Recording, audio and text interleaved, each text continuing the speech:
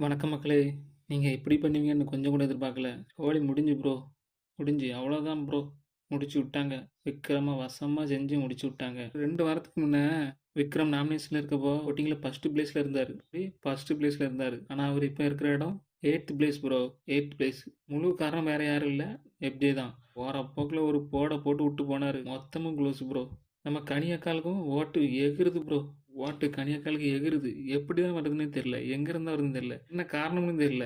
ஆக்சுவலா எல்லா வீக்குமே கனி நாமினேஷன்ல இருக்கும்போ லாஸ்ட் 3 பிளேஸ்ல தான் இருப்பாங்க. அந்த இடத்த விக்ரம் கொடுத்துட்டு கனி அப்படியே மேலே ஏறிட்டாங்க. டாப்ல ஏறிட்டாங்க. கனி டாப் 5ல போயிட்டாங்க.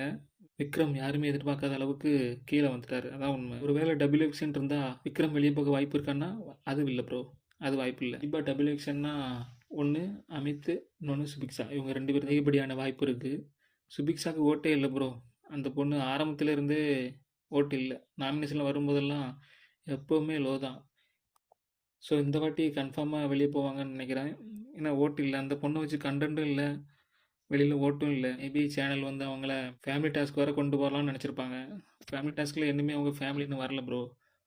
மேபி அவங்களும் கொஞ்சம் மீன சமுதாயத்துலேருந்து வந்ததுனால கொஞ்சம் பெருசாக ஹைப்பாக காட்டுறதுக்கு பிளான் பண்ணுறாங்களோ என்னவோ.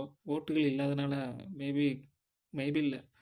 டெஃபினட்டாக எலிமினேஷன் இருந்ததுன்னா சுபிக்ஷா வெளியே போயிடுவாங்க. டபுள் எவிக்ஷன்னா அமித் சார் வெளியே போகுது அதிகப்படியான வாய்ப்பு இருக்குது. ஏன்னா அமித்துக்குமே ஆரம்பத்துலேருந்து ஓட்டுகள் இல்லை. நாமினேஷனில் வந்ததுலேயே ஓட்டுகள் இல்லாமலே ஆரம்பத்துலேருந்தே ஓட்டுகள் இல்லாமல் இருக்கிறது அமித், சுபிக்ஷா, அப்புறம் கனி டாப்பில் போயிட்டாங்க. அமித்துக்கும் விக்ரமுக்குமே ஓட்டு ரொம்பலாம் டிஃப்ரெண்ட் இல்லை. ஒரு 1000 ஓட்டு தான் டிஃப்ரெண்ட்டு. ஆனாலும் விக்ரம் வெளியே போகிறதுக்கு சேனல் விட மாட்டாங்க. கண்டிப்பாக வாய்ப்பு இல்லை. ஸோ டபுள் எவிக்ஷன்னா ஒன்று அமித், இன்னொன்று சுபிக்ஷா. சிங்கிள் எவிக்ஷன்னா டெஃபினெட்லாக சுபிக்ஷா இந்த வாரத்தில் வெளியேற்றுவாங்க. ஸோ பொறுத்திருந்து பார்க்கலாம் மக்களே. அமித்துக்கும் சுபிக்ஷாவுக்கும் பெரிய அளவு வெளியில் நெகட்டிவிட்டிலாம் எதுவும் இல்லை. அவங்க நல்ல பேர் தான். வீட்டுக்குள்ளேயுமே அவங்க 2 பேத்துக்கும் நல்ல பேர் தான். ஆனால் ஓட்டுகள் இல்லை ப்ரோ.